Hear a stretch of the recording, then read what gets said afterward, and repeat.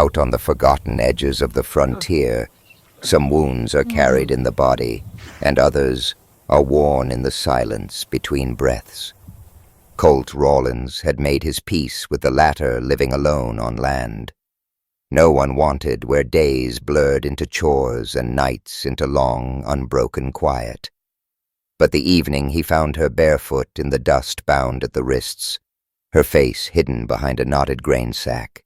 Something in that silence shifted. She wasn't crying for help, wasn't begging for mercy. She simply stood there like a ghost that refused to disappear.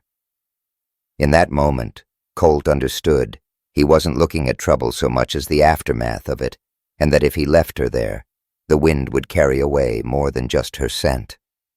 This is the story of what happens when two people marked by loss decide to stand still long enough to be found. The sky was falling into that bruised color between evening and night when Colt Rawlins saw her. She wasn't walking. She wasn't even moving. Just standing barefoot in the dust beside a split-rail fence 3 miles south of nowhere. Her dress hung limp and damp to her knees like she'd waded through river or sweat or something worse. Her hands were bound in front of her with rope worn smooth from struggle. But what stopped him cold was the sack.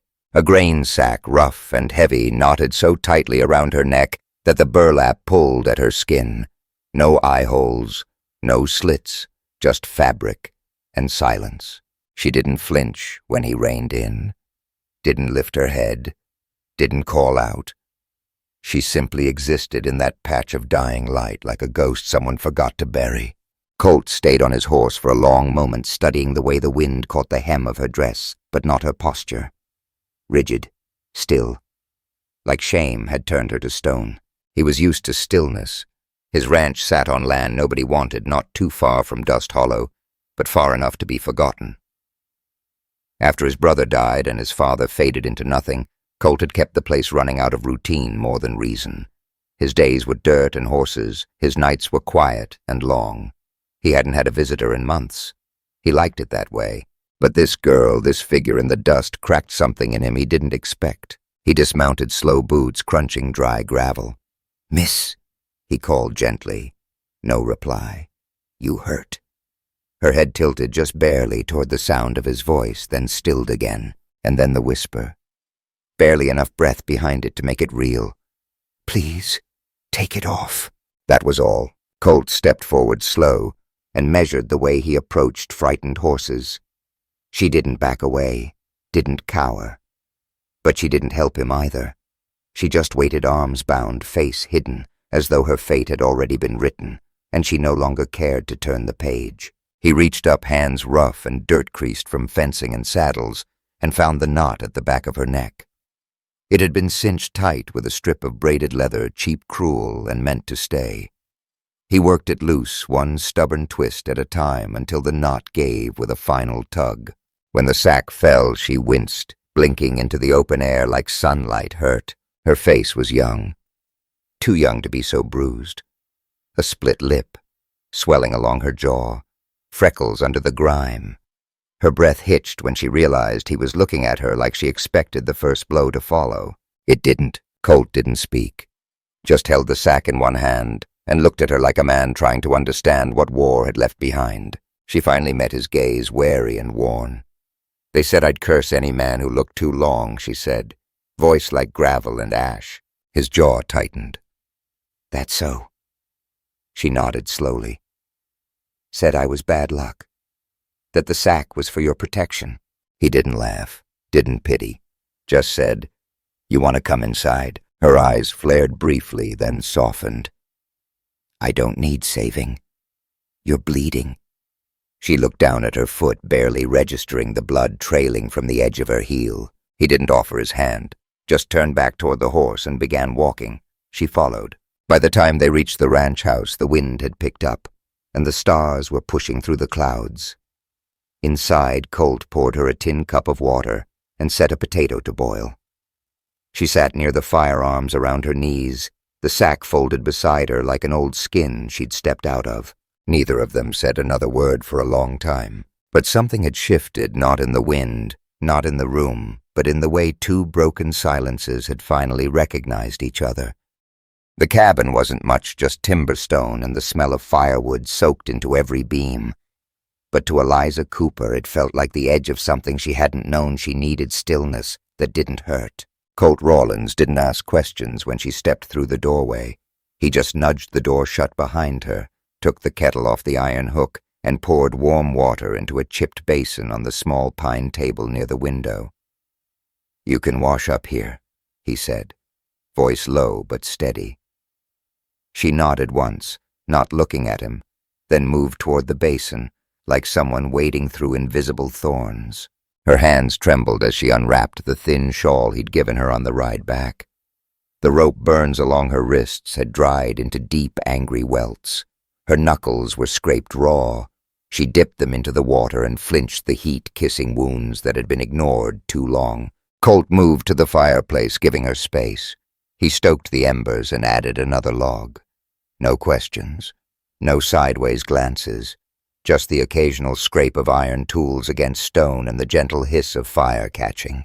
There was something about the quiet in that cabin, different from the silence she'd known on the road.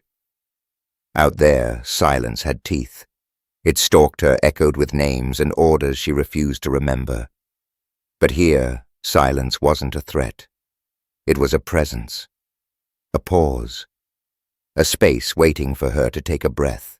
When she'd finished washing, he handed her a folded shirt, faded blue with a stitched collar too large but clean. "It was my sister's," he said, "before the fever." Eliza met his eyes for the first time since the ride. "Thank you." He nodded, then turned again, giving her privacy. She changed slowly, peeling away the soaked dress like it was part of her skin. Every bruise she uncovered felt like a confession. She wrapped herself in the shirt and sat near the hearth legs, folded under her eyes, fixed on the flames. Colt handed her a small plate with a boiled potato and a thick slice of bread. "Eat slow," he said. "It's been a while, I figure." She hesitated, then took the food with both hands. The first bite almost undid her. Not because it was hot or rich, but because it was offered without a price. She ate in silence while Colt sat by the window mending a saddle strap. His hands were broad movements, practiced, his body relaxed, but alert. He never asked her name, never demanded to know who she'd run from or what she'd done. He just let the night unfold, like it wasn't unusual to have a stranger in his home, barefoot and bruised. After a long stretch of silence, Eliza spoke. "They gave me to him," she said, voice barely above the pop of the fire. "A man who paid more than the others. Said I was for night work. Said I didn't need to speak, just obey." Colt didn't look up from his stitching. "I didn't cry," she continued. "Didn't scream either. I thought, maybe if I stayed quiet long enough, I'd disappear." She paused. He took off the sack to see what he bought. One look and he said I'd curse him. Said I was bad luck. Then he kicked me off the wagon. Her voice cracked not from emotion, but from dryness, from disuse. Left me with that same sack and a rope. Said I wasn't even worth the bullet. The saddle strap went still in Colt's hands. The fire cracked louder in the silence. Eliza turned toward him, something cautious and strange in her eyes. "You think I'm cursed, too." Colt set the strap down on the table with care. "I've seen cursed men," he said evenly. "They're the ones who laugh while they ruin others." She stared at him a moment, then slowly, carefully tucked the last piece of bread into her mouth. Later that night, Colt brought her a blanket and showed her the spare cot in the corner, small but clean with fresh straw beneath the ticking and his sister's old quilt folded neatly across the foot. "You can stay," he said simply, "as long as you need." She didn't respond, but the way her shoulders lowered just slightly was answer enough. Colt returned to his chair by the hearth. He didn't sleep much those days anyway. Not since the war, not since the coughing took his father in winter. Some nights he just sat watching the fire, trying to remember how silence felt before it came with ghosts. He watched her out of the corner of his eye, not in judgment, but in instinct. She curled onto the cot, face turned to the wall, one hand still flexing from tension. As the fire dimmed, Her breathing evened out, but her fingers never stopped twitching. In the middle of the night, Colt stirred from his chair to find her standing by the door barefoot, holding the sack in her hands. Not wearing it, just holding it. He didn't say a word. She looked over her shoulder. "Is it all right if I don't throw it away yet?" Colt nodded once. "You do what you need." She folded the sack carefully and tucked it into the drawer of the side table as if unsure whether it was a relic or a warning. Then she returned to the cot, eyes heavy but lighter. By morning she was still there, and that was the first real miracle of the place. Not that she'd survived, not even that she spoke, but that she stayed. And the fire didn't go out, and the silence no longer felt like an end. It felt like a beginning. The days passed without much change in the rhythm of the land, but something in the cabin had shifted. Eliza didn't ask to stay, and Colt didn't ask when she planned to leave. It was the kind of quiet agreement made not in words but in shared chores and unspoken needs. She swept the porch in the mornings, her sleeves rolled low to hide the scars that hadn't yet softened. When Colt chopped wood, she stacked it, palms blistering under the weight, but never complaining. At night she curled near the hearth, the sack folded tightly under her pillow, like a ghost she couldn't yet let go of. She still flinched when the wind slammed a door, still tightened her jaw when Colt walked too close. But she was eating again, not just nibbling, but taking full bites, even reaching for seconds when the stew had enough salt. And when Colt handed her a clean kerchief to tie her hair back, she took it with steady hands. The town of Dust Hollow, 6 miles east, didn't notice her absence, not officially. But the rumors began like they always did, whispered first in saloons and behind church walls. "The Rawlins boys got a girl now," someone muttered at the mercantile. "Red hair, doesn't talk much." Another voice replied, "Heard she's Comanche. Heard she's cursed." That was enough to make even the decent folks lean back when Colt rode in for supplies. Colt noticed the way people watched him, not outright hostile, just cautious, like they were waiting to decide what kind of story to tell about him next. But Colt had learned long ago not to chase reputation. He came to town for what he needed and left before the sun leaned too low. Back at the ranch, he found himself watching her more than he meant to, not in the way of a man looking to own or rescue, but like someone drawn to the shape of survival. She moved like someone afraid to disturb the air, but her steps were steady now. Each morning she walked the fence line beside him, pointing out broken rails or deep prints from strayed cattle. One afternoon he found her standing barefoot by the water barrel, staring at her reflection. Her sleeves were pushed to her elbows, the rope burns on her wrists faint but still visible. Her hair was pinned back in a simple knot, face bare. She didn't touch the water, she just looked. When she noticed him behind her, she didn't step away. Instead, she asked, "What does my face say to you?" Colt was quiet for a moment. "Then it says you've lived through something no one should, and you're still here." She nodded once, accepting that like it was more than she'd expected. "I didn't want it to mean anything. I just wanted it to be seen." That night she sat on the porch beside him, wrapped in an old quilt. The moon hung low, and the air smelled of cedar and dusk. "When I was a girl," she said softly, "I used to hum to myself. Made up little songs, nonsense, mostly about rain or cottonseed. But after they put the sack on, the songs stopped.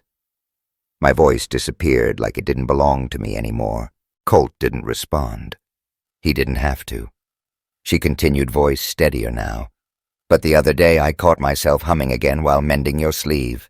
He smiled faintly. "What was the song?" "I don't remember." She looked out at the dark. "But I liked the sound of it." That was the moment Colt understood it wasn't just her body that had been hurt. It was her sound, her presence. And something in this place, this sliver of land nestled between ridges and stubborn grass, had begun to give it back. A week later, she found a hawk feather wedged in the slats of the porch rail, long, black-tipped and smooth. She picked it up gently, held it to her chest. "You believe in signs?" she asked. "Only when they find you," Colt answered. She nodded. I want to believe this one means I'm not invisible anymore. You're not. That same day, she asked if she could help with the horses. Colt raised a brow but didn't argue. He watched as she approached the mare, slow and sure, hand out palm flat. The mare snorted but didn't shy away. You've done this before, Colt said. Eliza shrugged. Used to live near a stable in Galveston. The horses were quiet. They didn't ask anything of me. She patted the mare's shoulder. People always wanted something. Horses just wanted patience. Colt nodded, struck again by how much she carried in so few words. Later that evening, she stayed by the fire long after the stew pot had been scrubbed and dried. She held the feather in her lap, fingers gliding along the shaft. Then quietly, I used to think no one would ever see me again without the sack, like it had burned a hole in how the world saw me. But you didn't look away. Colt didn't know how to explain that it wasn't pity that kept his gaze. It was recognition not of her past, but of her strength. You don't have to be loud to matter, he said. You just have to stay. The next morning she rose before dawn and walked out alone to the pasture. The sun had barely cracked the horizon when he saw her from the porch hair catching gold in the wind, her silhouette small but solid against the fence line. She wasn't running. She wasn't hiding. She was standing there unburdened for once, watching the sky lighten like it meant something to her again. And when she came back inside, she didn't tuck the sack beneath her quilt that day. She left it on the table, folded, yes, but visible, like a relic, not a curse. Colt didn't mention it, just poured her a cup of coffee and passed it across the table. Eliza took it with both hands, and for the first time she smiled, not out of relief, not out of gratitude, but like someone who remembered who she was before silence and who was ready to speak again. It was a dog that warned them. 3 sharp barks, quick and low, followed by a silence that pressed too heavy to ignore. Colt Rawlins stood at the porch rail with a hammer in hand, halfway through repairing the awning, when he caught the sound of hooves crunching gravel from the south trail. Not casual, not lost, purposeful. He squinted into the sun, saw the riders before he heard their voices. 2 men on lean, wiry horses riding slow and deliberate like they wanted to be seen but not welcomed. Colt stepped off the porch without hurry, but with weight. He leaned the hammer beside the rocking chair and slid the shotgun off the hook by the door. He didn't lift it, not yet, just let it rest against his shoulder like a question he hadn't decided to ask. Inside the cabin, Eliza froze mid-step. She'd been shelling beans at the table sleeves, rolled up hair tucked under a faded handkerchief. She didn't need to ask. She could feel it in the shift of the air. "They're here," she whispered. Colt nodded once. "Stay inside, no matter what you hear." He closed the door behind him. The men stopped just beyond the gate. One had a scar like lightning down the left side of his jaw. The other chewed a toothpick like he wanted a reason to spit. Colt recognized the first one. His name was Grant Teller, a man known for debts dice and girls who vanished without goodbye. "Looking for a girl," Grant called out. "Red hair, wears a sack sometimes. Might have come limping down this road." Colt didn't answer right away. He stepped onto the porch boots, steady on the boards, eyes level. "You lost?" he asked. The second man chuckled.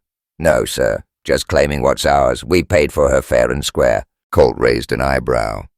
"Paid for livestock. She ain't that." Grant's jaw twitched. "She ran." "No, Colt corrected you. Let her go. Same as a man who throws a busted lantern and calls it broken. Doesn't make it yours anymore." Inside the cabin, Eliza gripped the edge of the table until her knuckles turned white. Every muscle in her body told her to run, hide, fold herself into a crack in the wall, and wait until danger passed. That's what she'd been taught quiet girls survived. But that was before. Now there was something inside her that had learned how to hold. She stood slow and sure, then walked to the door. Her fingers touched the handle, paused. She could hear Grant's voice again, that oily drawl that once laughed behind her screams. He was still talking like she wasn't real, like she hadn't come back from the thing they tried to bury her with. She opened the door. Colt didn't turn. He knew it was her from the way the air shifted. Her presence had become a kind of weather in his life. Quiet, steady, impossible to ignore. Possible.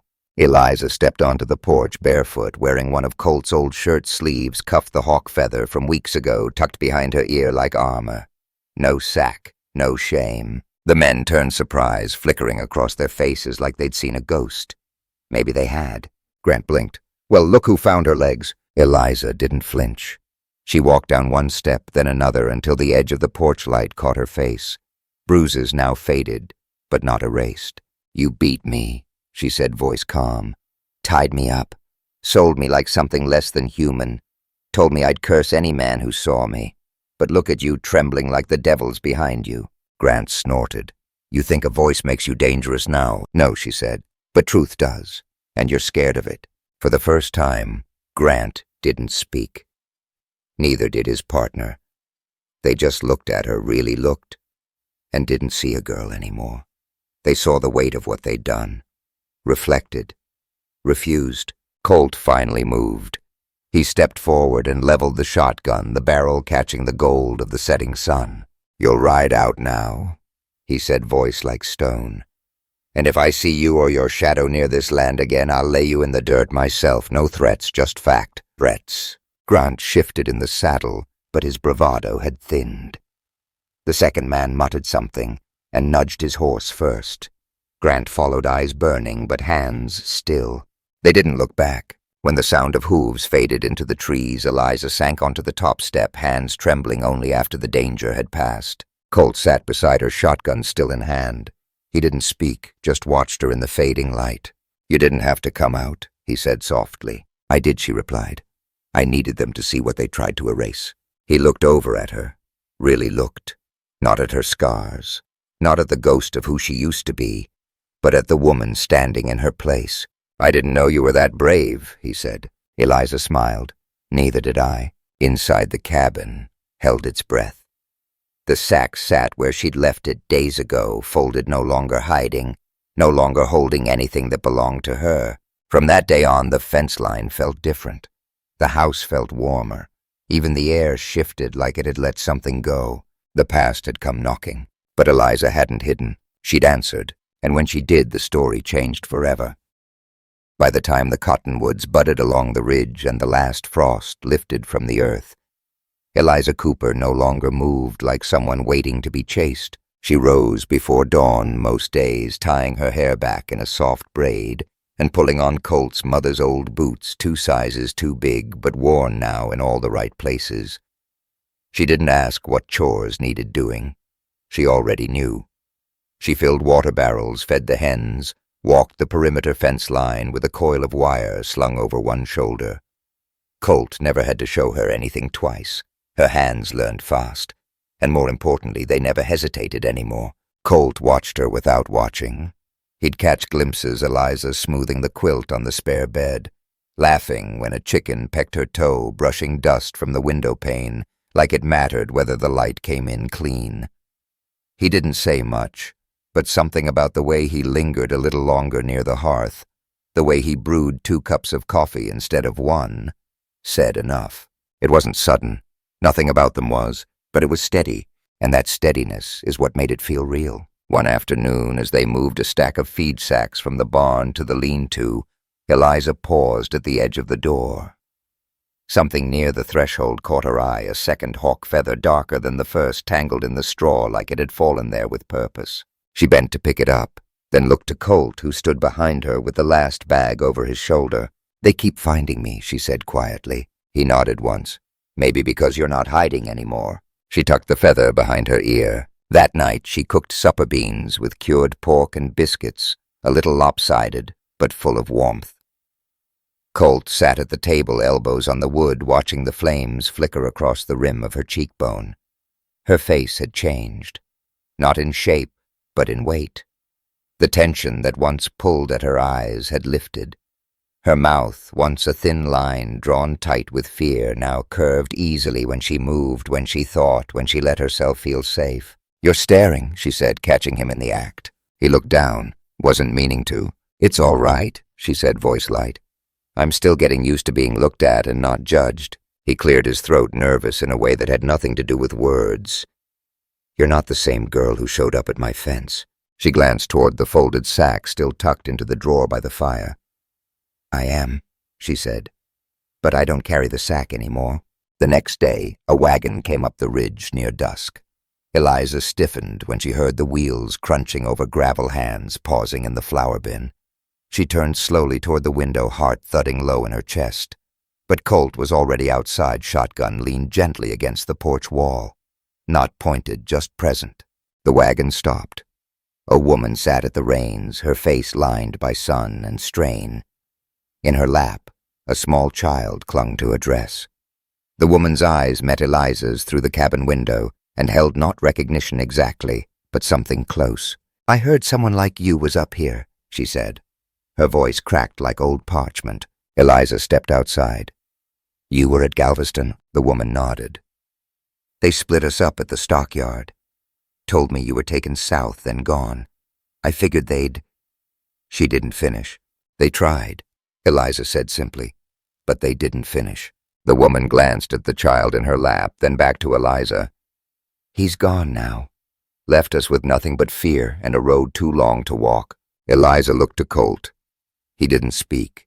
He just stepped aside, opened the barn door, and pointed toward the loft.